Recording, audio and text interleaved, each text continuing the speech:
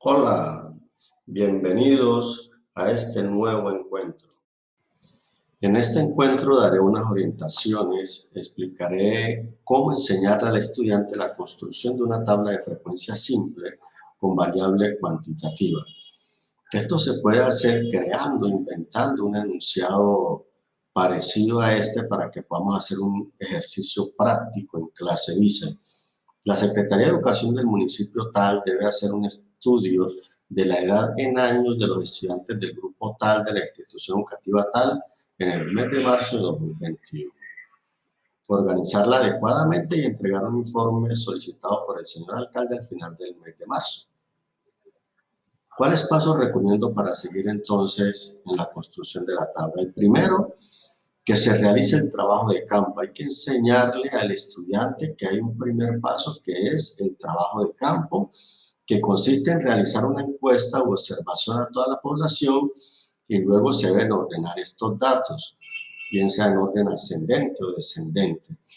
Esta información que tengo aquí es de un trabajo práctico que hice en un grupo de clase con mis estudiantes, en donde la encuesta era una encuesta simple, que es que la única pregunta que tenía es ¿cuál es su edad en años actual?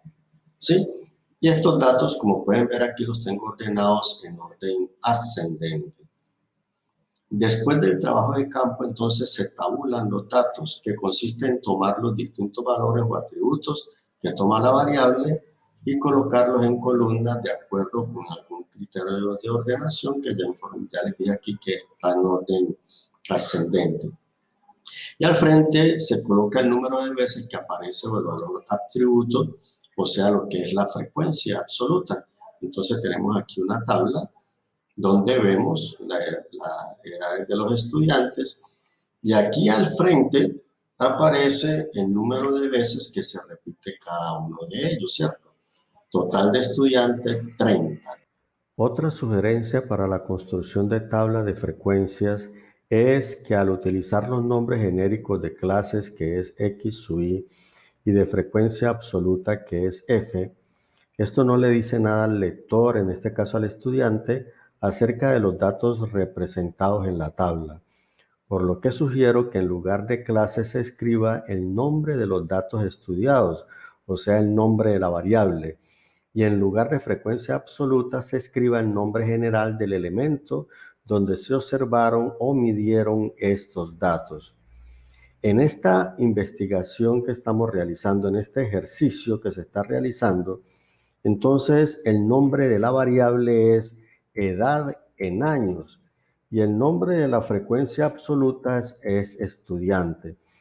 Recuerden que todos estos datos que están aquí es estudiante. Decimos aquí que hay 9 estudiantes que tienen 13 años de edad, que hay 14 estudiantes que tienen 14 años de edad.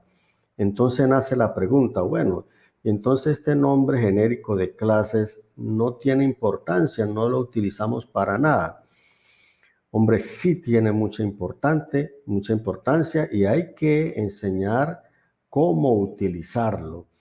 En este caso, tenemos entonces aquí que esta X está representando el nombre de la variable, la estamos representando con esta variable X, y que esta Y, este sub I, representa el orden de los números naturales.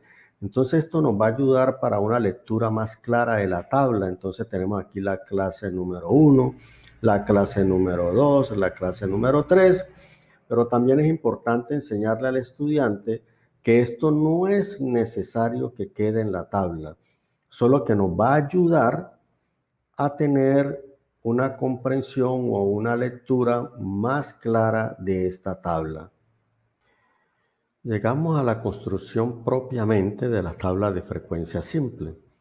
Es importante dejar claro que una tabla de frecuencia simple o cualquier tabla de frecuencia debe tener su título. Una tabla de frecuencia sin título no dice nada. Y el título debe ser muy completo, debe decir el qué, el cómo, el cuándo, el dónde. Se creerá así que entonces un título va a ser muy largo y no. Antes se sugiere que sea resumido, pero que contenga toda esa información.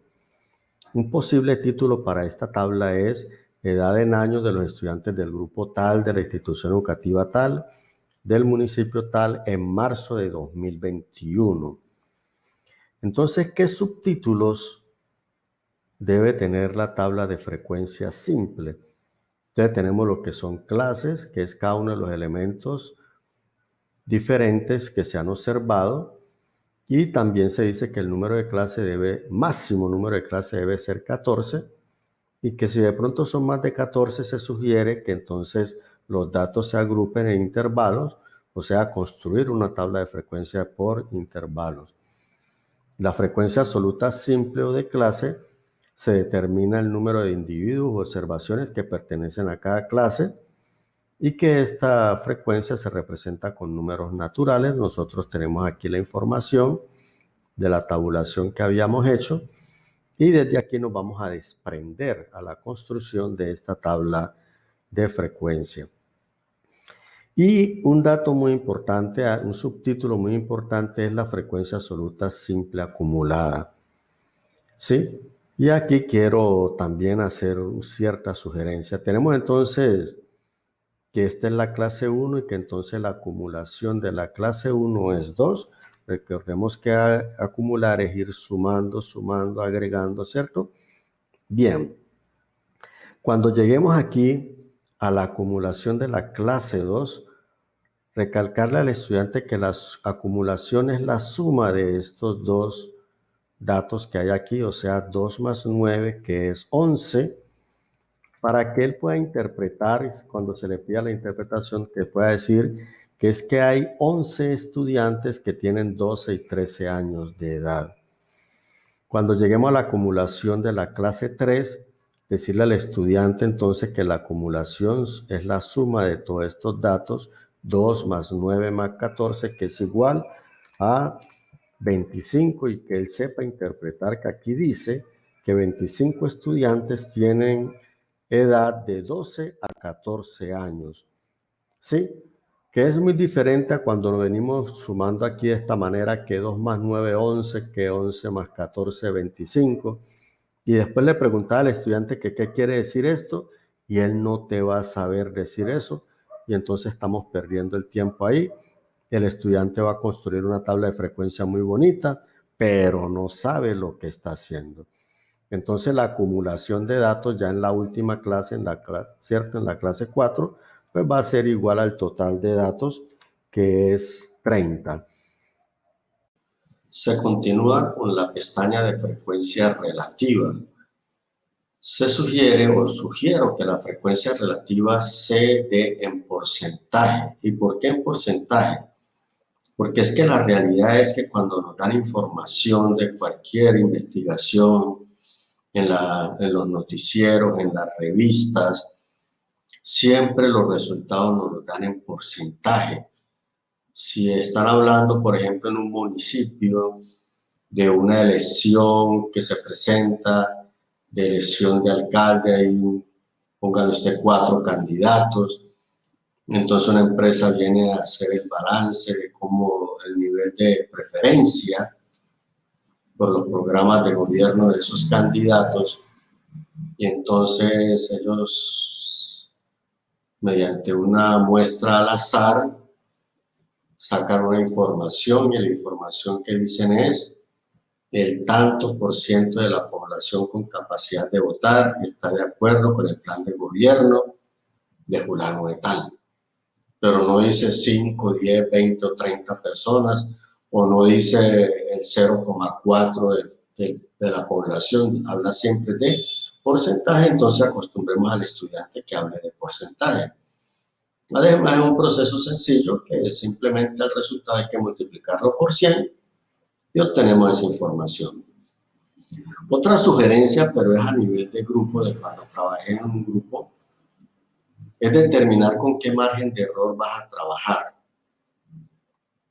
Por ejemplo, podemos trabajar con un margen de error en centésimas, que me parece adecuado, y decirle pues al grupo que no es que tiene que ser en centésimas, sino que ese va a ser el margen de error que se va a trabajar en ese grupo tal, pero habrán otras personas que su margen de error sea en décimas, sea en milésimas, otros que simplemente redondean a la parte entera. Pero en cuestión de trabajo uno puede en su grupo decir, bueno, nosotros vamos a trabajar con tal margen de error. En este caso propongo que sea en centésimas porque me parece adecuado. Esto conlleva un trabajito adicional que es recordarle al estudiante lo que es el redondeo, ¿sí? Entonces, sería pues, es una sugerencia que estoy dando. Entonces, en ese caso, continuando aquí con la frecuencia relativa, tenemos que la frecuencia relativa, por ejemplo, de la primera clase, es su frecuencia, que en este caso es 2 dividido entre el total de información, el total de datos, ¿cierto? Y que para expresarlo en porcentaje, ese resultado lo multiplicamos por 100. Bueno, eso podemos hacerlo aquí. Vamos a tratar de hacerlo de una manera rápida para cortar el tiempo. Entonces tenemos que vamos a hallar la frecuencia de la clase 1, entonces lo tenemos aquí. Y vamos a escoger este botón que está aquí, que es para escribir subíndices, ¿sí? Vamos a escribir aquí igual, hay cosas que podemos hacerlas desde el teclado, entonces tenemos aquí la clase 1, ¿cierto? Vamos a hallar la frecuencia de la clase 1. Entonces tenemos que la frecuencia de la clase 1 dice que es igual al cociente, o sea, la división de su frecuencia, que en este caso es 2, dividido entre el total de información, que es 30, y este resultado, para que nos dé el porcentaje, lo vamos a multiplicar por 100, ¿cierto? Entonces tenemos que al realizar toda esta operación nos va a dar 6,666, ¿cierto? Por ciento. Es infinito ese 6. Entonces, aquí es cuando viene la parte que vamos nosotros a organizar, decir, bueno, entonces esta frecuencia relativa va a ser igual a 6,67. ¿Y por qué 67? Porque recordemos que estamos trabajando con margen de error en centésima. Entonces nosotros aquí, después de la segunda cifra decimal, bueno, miramos qué cifra sigue, si es 5 o mayor que 5, a ver cómo hacer el redondeo. Y recordemos que ese es el trabajo de recorderis que tenemos para con nuestros estudiantes. Pero también es importante decirle al estudiante, bueno, lo que pasa es que también lo que estamos realizando aquí es una regla de 3 simple, porque a veces el estudiante está haciendo esta operación y no está teniendo en cuenta que lo que está haciendo es una regla de 3 simple, directa, ¿cierto? En donde tenemos aquí que la relación de estos datos son directamente proporcionales y por lo tanto su solución es exactamente igual a esta.